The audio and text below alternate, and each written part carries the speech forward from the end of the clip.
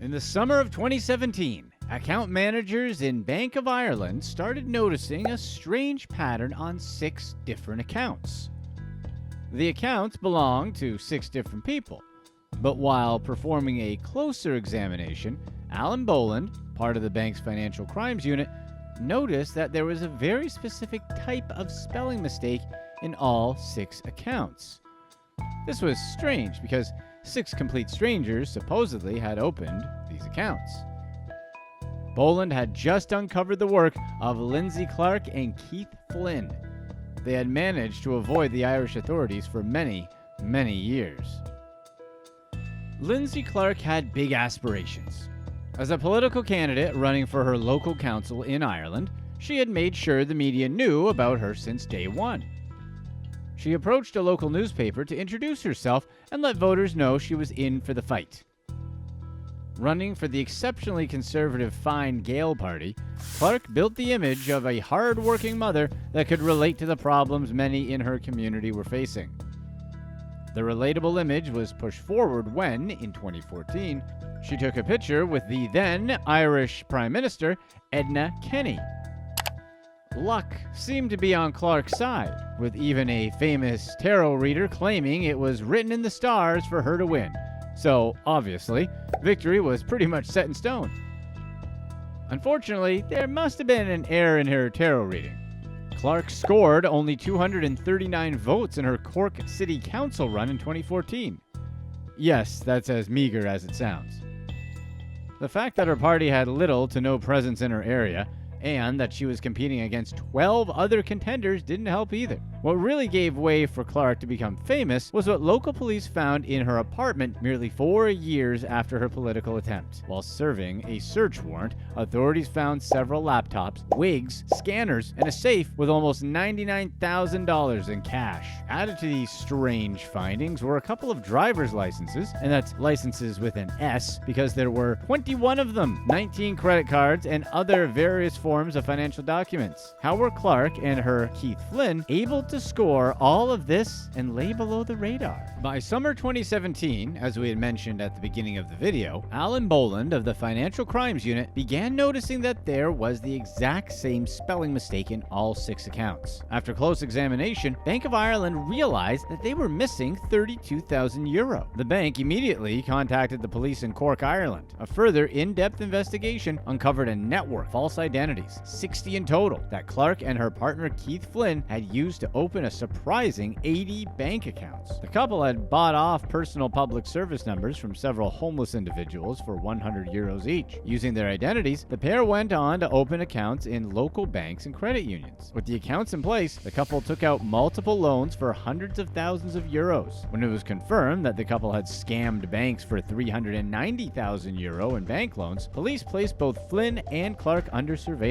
But this would prove to be a challenge, since Flynn's company was registered in 2 different properties across the country, one in Cork and the other all the way up in Dublin. When police raided Flynn's Altus Apartments property in Cork, they found several electronic devices, including laptops, scanners, a worrying variety of fake driver's licenses, and a document shredder. They also got a hold of 4 digital passports used to open bank accounts online. As if it weren't enough, 31 different SIM cards and a number of cell phones were also inside Flynn's apartment. Their scheme seemed to be perfect and low-key. The couple would open a bank account using a fake ID and get a small loan, typically not more than €12,000. After a while, they would use all of the available money, leave the account with little to no cash in it, and make a few direct debit payments. By the time the bank or credit union would notice that they had missed some payments for their loan, and with the account at zero, the company would send the case to their bad debt department. Here, the accounts would be closed because of the minuscule debt. All of the accounts were opened using fake names. Both of them went all the way when it came to forging documents to put on a trustworthy image. Meticulously designed payslips with fake company logos were all part of the scam. Flynn and Clarke also used phony energy bills pretending to have been made by a local energy provider. Not to mention the collective 72 bills from telephone companies they used to open some of their bank accounts. The 30-plus fake driver's licenses they had in Flynn's apartment were bought from a website called Flawless Fake IDs. The pair scoured the website for pictures of people who were somewhat similar to them. To get their hands on different addresses all the time, Clarke and Flynn would look look up properties in the area that were listed for sale or rent, call them, pretending to be the former tenants, and ask if they could let them know whenever they receive new mail. With this, they were able to score multiple addresses and names. The system they had put in motion was so seemingly flawless, it looked like it would have been impossible for them to get caught. It was just bad luck that crept in on them. Growing up in a small suburb just outside the city of Cork, Keith Flynn had already garnered somewhat of a reputation for himself. Boland Temple, Flynn's hometown, is a place where everyone knows each other, so it comes as no surprise people had a lot to say about Keith. Everyone seemed to love his family, but not him. He was described as odd and very quiet, kind of attitude that stood out in a place where everyone was known to be warm and friendly. After high school, Keith went on to study law at University of London and left college by 1998. Somehow, it took about 6 years for Keith to get a trainee position at a Cork law firm. Added to this, he was also a chef at a local restaurant, but felt the experience was beneath him. By 2006, Keith created Flynn & Co., his general practice law firm. A few years after that, Keith's next business, ADR Ireland, was born, but little is known about this company. Flynn's legal activities during this period were steady, but somewhat shady, a clear red flag. Flynn's constant business endeavors were related to his personality. Numerous people that knew him said he was constantly looking for something different and better. He was never satisfied. For the most part, Flynn had the look of someone who was doing well professionally, clean-shaved, dressed sharply, and with a sociable quality that indicated he was remarkably different, an image that differed a lot from the Keith Flynn that became known in the media. Unfortunately, as per the descriptions given to the media, it seemed most people that knew him weren't very fond of him. Clarke started working with Flynn in 2012, first as a lawyer to later on a partner in the firm. Funnily enough, both of them attended law school at University of London, but at different times. Lyndsey's background was sort of well known in Ireland. Her mother, Mary Buckley Clarke, is a renowned poet and songwriter. While she's an only child, her father, Terence, a London native, was a notorious campaigner for the children's unit at Cork University Hospital, where her mother used to be a nurse. It comes as no surprise that given her proficient legal abilities, Clarke became heavily interested in the political sphere. Her stint at the local council elections in 2014 garnered her a consideration for selection in that election. Unfortunately, it never happened. That same year, she focused her efforts on Keith's company and eventually became a partner. This union seemed to be destined for great things, given how both of them came from considerably well-respected backgrounds and were reported to be successful in their legal business. By the time both of them had executed their astronomical scam, they were a couple through and through. Each of them had divorced their former partners. Their relationship had transformed itself from a professional affair into a blossoming romance. When the investigation was put in motion, Flynn and Clarke decided to get married. As expected, the clean image of renowned lawyers they had created was only a facade. Multiple clients complained about the way the company handled their business. We're not sure what they expected from a law firm that writes discount wills on Groupon. Additionally, Flynn & Co. was noted as hiring people under the JobBridge government initiative, a program in which a local company gets financial incentives for hiring a person that has been unemployed for more than 12 months, placing them as interns for 6 to 9 months. Their main interest behind this was that they wouldn't have to pay them, something Flynn seemed to be very happy about. Flynn & Co. had become the Walmart of Irish legal firms. In December 2016, a few years after Clarke entered the company, Flynn & Co. was suspended from practicing as attorneys. Later on, the Law Society of Ireland accused them of misconduct in the workplace at a disciplinary tribunal in July 2018. They were found guilty. The charges presented in October that year outlined how the company allowed €40,000 deficit on a client account in November 2016 when they had allegedly ceased to practice as a law firm. This sum added to an overall €80,000 deficit. The Law Society went on to state how Flynn & Co. willingly allowed the two transfers for €10,000 and €16,000 respectively from another client's account to be used to reduce the deficit on the first client's account. As if it weren't enough, authorities also found that the company had transferred €29,000 in client funds to their own accounts in 2 separate payments that same month. All of this happened while the practice was supposed to be closed. With this information, the Irish High Court ordered the pair to pay the applicants measured costs based on the lack of concern and regard they had shown for their clients' money and business. The High Court qualified their law firm as chaotic and noted several breaches in integrity on multiple occasions. Law Society noted on several occasions there were clear suspicions of money laundering, and they sent reports to the Irish police. Given the extent of their investigation, it is believed that Clarke and Flynn were already well on their way with their financial scam before Bank of Ireland made their initial investigation regarding the 6 suspicious accounts. Alan Boland did the detailed work of checking in on the accounts Flynn and Clarke had created. Boland was the one who noted noted the strange pattern of spelling mistake. With this in mind, he listened in closely on voice recordings and other data that they had and did a cross-check to discover the fraud. Although the crime was pretty clear, there hasn't been sufficient information to confirm exactly what the couple did with the money they stole. Speculations about their lifestyle, with many believing that the rents in their respective apartments are high enough for them to spend a big chunk of the more than 390,000 euro they scammed away. While there was the popular belief that the couple had moved their money overseas to Cayman or Luxembourg, no one's really sure. Someone close to the case during the time of discoveries said that they were an extravagant couple that embodied the image of millionaires with a luxurious lifestyle, having private vacations in Croatia and riding motorbikes in Monaco. When the full extent of the investigation was revealed, Clarke and Flynn pleaded guilty and fully cooperated with the authorities. The court even went as far as stating they had helped the government save a lot of money by not having to go to trial in court. But the money they stole from banks and credit unions still qualified this as a major crime. Most of the banks and credit unions were unaware of the scam. The issue even started a public conversation in Ireland about what actions have been put forward to avoid future scams similar to this. And while a lot of people have praised Bank of Ireland for the diligent investigation, data protection laws in the country have prevented many financial institutions from having access to cross-reference data that could potentially avoid scams of this magnitude. In the course of a year and a half, Flynn and Clarke were able to illegally score over 390,000 euro. In contrast, it has been reported that the couple has suffered emotionally and financially as a consequence of their legal situation. Lyndsey has been battling with serious bouts of depression, while Keith was ultimately declared bankrupt after being denied license to practice law in Ireland. He had been working as a chef prior to the judgment. Irish law finally sentenced the pair to jail in different ways. Clarke was to spend 2 years behind bars, while Flynn would be imprisoned for 4. Judge Sean O'Dobbin, in charge of the fraudsters, said he was handing Keith his 4-year sentence after taking into consideration the way he cooperated with authorities during the investigation and his already stated plea of guilty. Clarke was given a lighter sentence after she pleaded guilty to conspiracy to commit fraud. It was also discovered that the couple had stashed away over 100,000 euro in cash, which was to be returned in equal parts to the financial institutions they had robbed. Most of it would go to the Bank of Ireland, since they were the ones who initially discovered the scam. Click to watch one of these next videos. Let us know in the comments section below whether or not you think getting $25 million